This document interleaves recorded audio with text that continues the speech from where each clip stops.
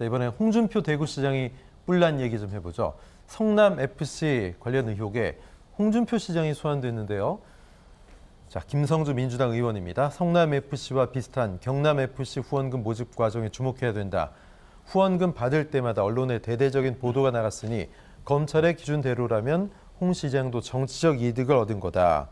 이재명을 기소했다면 홍준표도 똑같은 혐의로 수사하고 기소해야 된다. 자, 홍 시장의 입장은 뭘까요? 모금에 있어 범죄적인 방법을 썼느냐 아니냐에 따라서 단순 모금인지 뇌물인지가 나온다. 이재명 사건에 나를 더 이상 끌어들이지 마라 이렇게 얘기하고 있습니다. 자, 박 교수님, 누구의 말이 좀 더 합리적이라고 보십니까? 글쎄요, 지금 성남FC 유탄이 홍준표 시장에게 튀었습니다. 예.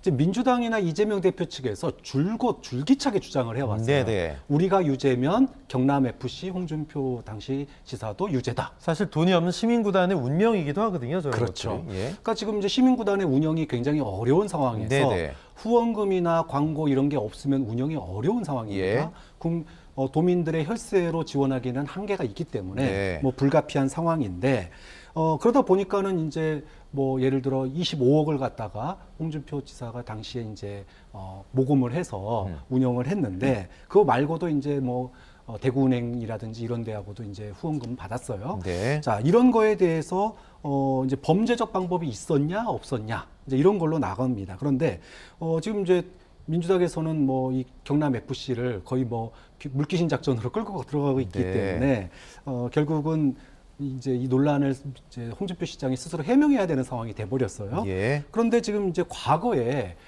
본인이 후원금을 받았던 업체의 뭐 예를 들면 밀양 케이블카 인허가 이런 거 관련된 분이 또 후원금을 내기도 하고 이래가지고 이 논란이 자칫 홍준표 시장의 발목을 잡을 상황이 돼버릴 수도 있지 않을까. 좀 그런 점에서 민주당이나 이재명 대표는 홍준표 대표가 일종의 구명적 역할을 한다 이렇게 볼 수도 있겠죠. 네, 홍준표 시장은 인맥, 항맥까지 동원해서 관내 기업들에게 후원을 부탁했는데 인허가권이 없어서 본인은 해줄 것도 없었다라는 평입니다.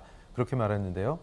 그럼 인허가권이 있었으면 해줬을 거라는 얘기인가요? 이거 어떻게 보십니까? 그러니까 약간 좀 뭐 맞는 말이긴 하지만 또 틀린 말이기도 네네. 합니다. 왜냐하면 광역단체장이 그러면 기초단체장에 비해서 인허가권이 전혀 없는가? 예. 또 그건 아니죠. 그리고 기초단체가 어떤 대형 비즈니스를 할 때 광역단체와 항상 같이 협력하에 진행하는 이런 일들이 비일비재하기 때문에 네. 본인이 직접 어떤 인허가권이 굉장히 협소하거나 적었기 때문에 나는 이재명 성남시장과 다르다라고 주장하는 것은 맞는 얘기이기도 하면서 특히가 제3자 뇌물이다라고 주장하는 검찰의 주장이 네. 법원에서 과연 받아들여질까? 거기에 대해서는 굉장히 회의적입니다. 그렇군요.